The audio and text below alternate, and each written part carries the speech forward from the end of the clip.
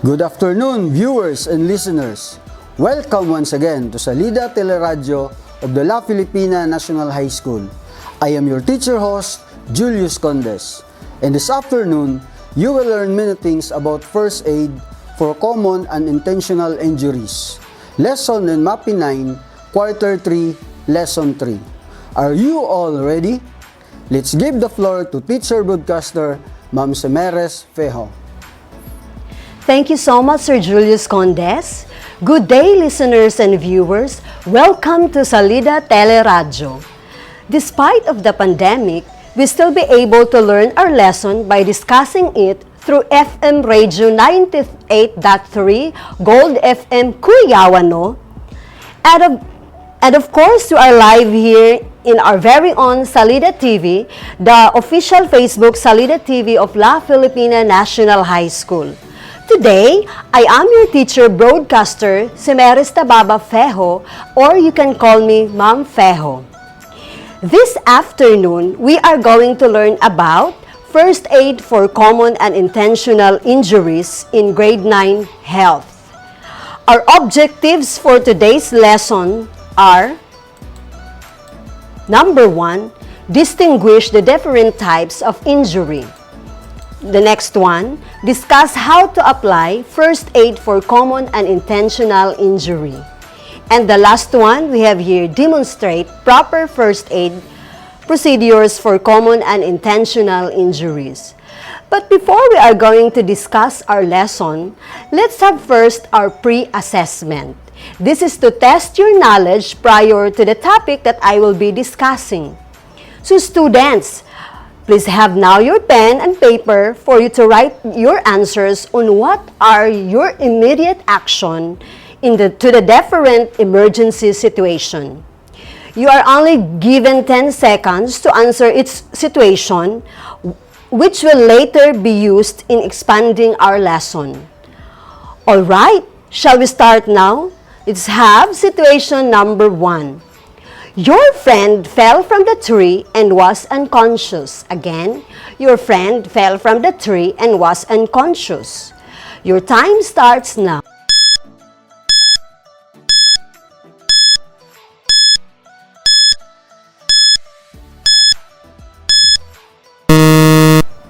Time is up. All right, let's proceed to the next situation. Situation number 2. Your younger sister accidentally touches the hot iron. Again, your younger sister accidentally touches the hot iron. Your time starts now.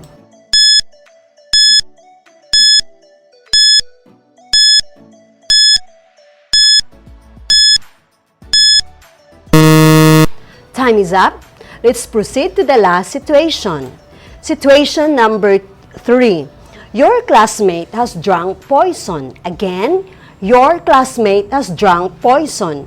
What will be your immediate action? Your time starts now.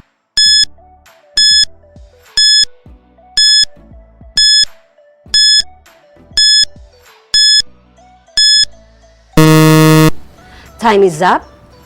So how's your answer, students? Did you able to write down the immediate action for the different emergency situation? That's great to know.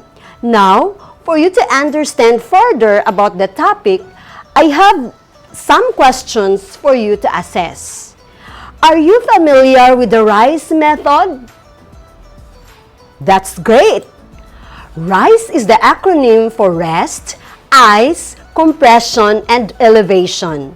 It is the first aid procedure for strain and sprain. Sprain and strain are some of the common and intentional injuries. Sprain is an injury to the ligaments of a bone due to accidental tearing or overstretching, while strain is an injury to the muscles, which is a result of improper use of the muscle. Sprain and strain usually happen to the construction worker and to the athletes such as basketball player, volleyball player, and others. Again, for this kind of unintentional injuries, RICE method is used. Again, rise, rest the injured part, apply ice, compress the injured part, and elevate the injured part. Next common unintentional injury is dislocation. Dislocation is a partial or complete displacement of the bone. Situation number 1 in our pre-assessment, your friend fell from the tree and was unconscious is an example of dislocation. Now, what is the proper first aid procedure for dislocation? Number 1, call for help immediately. You can call 911 or call for an ambulance. Next, splint the affected part. You can use clean hanky or clean sticks for this splinting. Next, do not try to move a dislocated part or force it back into place. Baka kasi ikaw pa yung magiging dahilan na ang pasyente ay mas lalong lumala ang kanyang sitwasyon. The last one is we have here, apply ice on the injured part to reduce swelling o ito yung tinatawag natin na pamamaga. The next common unintentional injury is the food poisoning. Situation number 3 in our pre-assessment, your classmate has drunk poison is one of the common unintentional injury which is a food poisoning. Ito yung hindi mo inaasahan na nalalason ka na or nakakakain ka ng lason. So what are you going to do to that poisoned person? Help the person to lie down and rest. Next, give him plenty of flavorless fluids to drink and a bowl to use if he vomits. That flavorless drink is water. Do not give any cola or juices to that poisoned person. Call for immediate help if the condition worsens. You may call 911 or ambulance for help. Okay? The next one, common unintentional injury is burn. This was actually happened at home. Burns are often due to domestic incidents such as touching a high iron, friction or ito yung tinatawag natin na rope burn, or spilling boiling water on the skin. It is usually happen at home, like for example, mama cook foods or ironing our clothes. Situation number 2 in our pre-assessment states that your younger sister accidentally touches the hot iron is an example of this. So what are the immediate action for this? Number 1, for minor burns, flood the injured area with cold water for at least how long to stop burning and relieve pain. So, lalagyan mo siya ng tubig, buhusan mo siya ng tubig for at least 5 minutes para mawala ang kanyang pain. Next, we have here, put on gloves and cover the area with sterile, non-adhesive dressing or bandage. The next one, for severe burns, help the person to lie down and prevent the burnt area from coming into contact with the ground. Soak the burn with plenty of cold liquid para hindi sasakit, hindi niya ma-feel ang sakit ng kanyang sunog na parte ng kanyang skin o katawan. Next, seek for medical assistance. Do not delay medical help.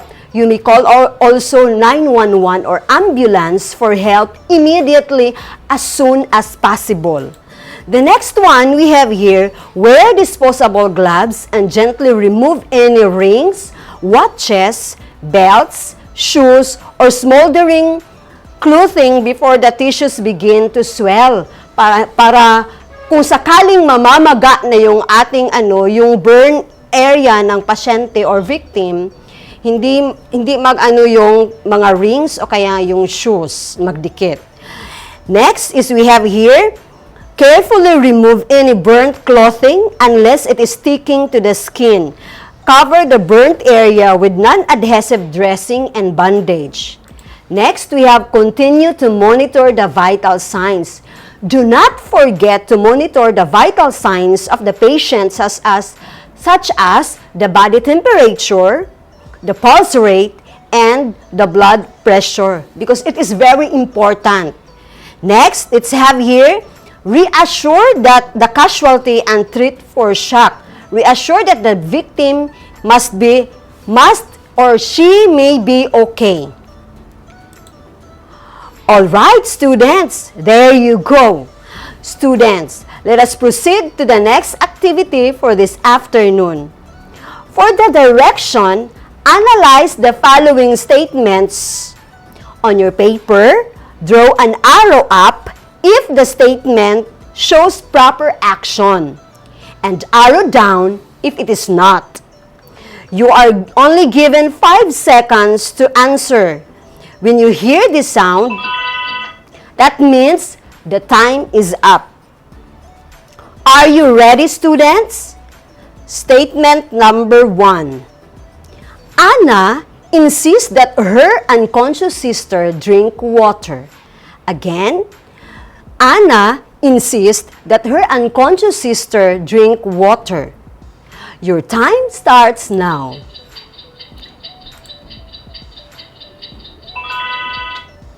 Time is up. Let's reveal the answer. The correct answer is arrow down.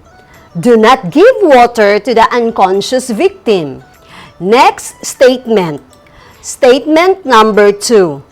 Ethan instantly brings his friend who fell down the stairs to the school clinic. Again, Ethan instantly brings his friend who fell down the stairs to the school clinic.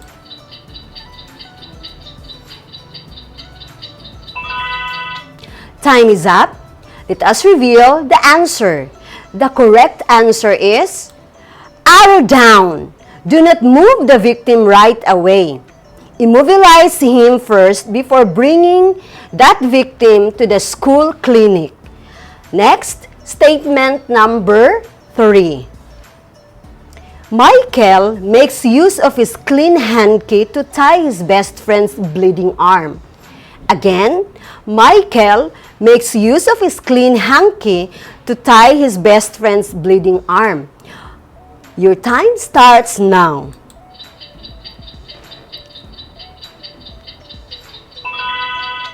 Time is up. Let us reveal the answer. The correct answer is arrow up. Identify the source of bleeding and stop the bleeding right away using the bandage or clean cloth if any. Let's proceed now to statement number 4.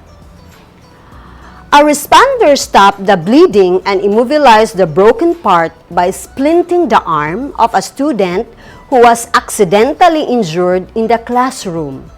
Again, a responder stopped the bleeding and immobilized the broken part by splinting the arm of the student who was accidentally injured in the classroom. Your time starts now.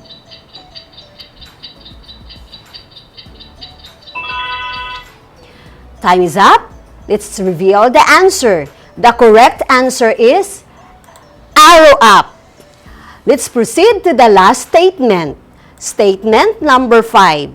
John gives pineapple juice to his poisoned friend. Again, John gives pineapple juice to his poisoned friend. It is an arrow up or arrow down. Your time starts now.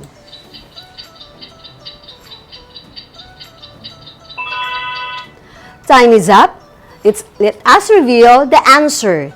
The correct answer is arrow down. Give him only flavorless drink or water. Do not give that poisoned person cola drinks or juice. How did you score in the activity? Again, how did you score in the activity, students? That's good to know. Unintentional injuries cannot be avoided. It happens at any time, at any place, to anybody. We must therefore Practice safety awareness at all times. But when injuries happen, appropriate knowledge and skills of the proper application on the first aid could greatly help in alleviating pain, preventing further injury, prolonging, and even save lives. Now that you are able to identify the right action in the different emergency situation, let us check whether you truly understood the lesson. At this point, you are going to answer a few questions to check whether you truly understood the lesson. Choose the answer from the given choices. When you hear the sound, that means your time is up. All right, are you ready? Let's begin now. Question number 1. Suppose you are a member of the Red Cross Youth Council. While learning basketball in your PE class, one of your classmates was injured. As a first aider, what will you do first? Again, question number 1. Suppose you are a member of a Red Cross Youth School Council. While learning basketball in your PE class, one of your classmates was injured. As a first aider, what will you do first? Letter A, apply ice. Letter B, rest the injured part. Letter C, elevate the injured part. Or letter D, compress injured part. Your time starts now.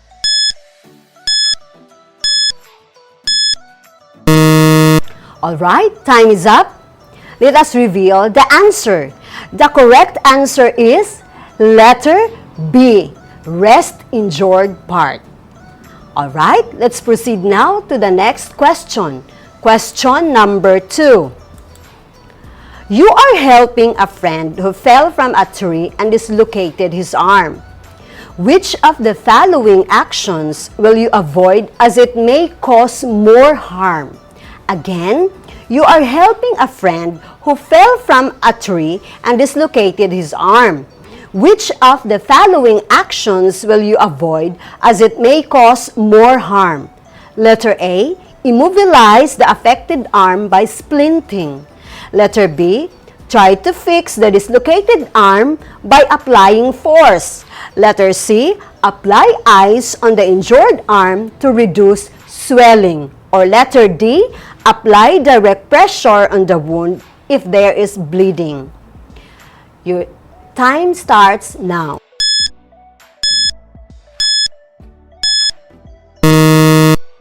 Time is up. Let us reveal the answer. The correct answer is letter A, immobilize the affected arm by splinting. Next question, question number 3. What should your first action be when treating a food poisoning? Again, what should your first action be when treating a food poisoning? Letter A, call for medical help. Letter B, check for level of response. Letter C, ensure that the casualty is still breathing. Or letter D, help the person sit or lie down with head elevated. Your time starts now.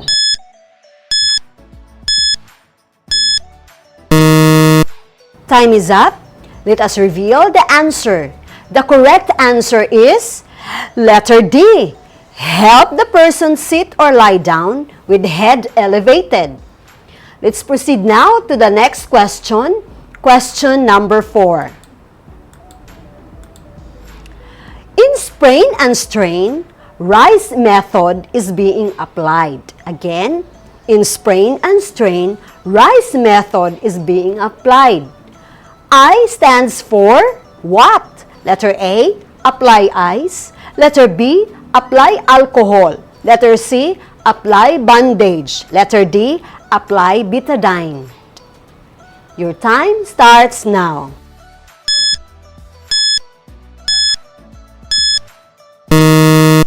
Time is up. Let us reveal the answer. The correct answer is letter A, apply ice. For the last question, question number 5.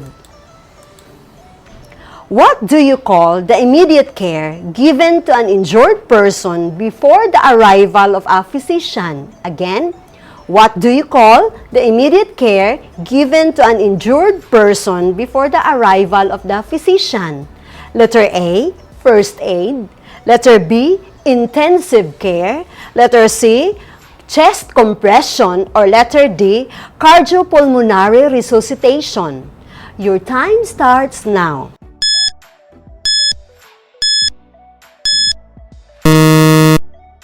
Time is up. The correct answer is letter A, that is first aid. First aid should be given before the arrival of the physician. Well, how's your score, students?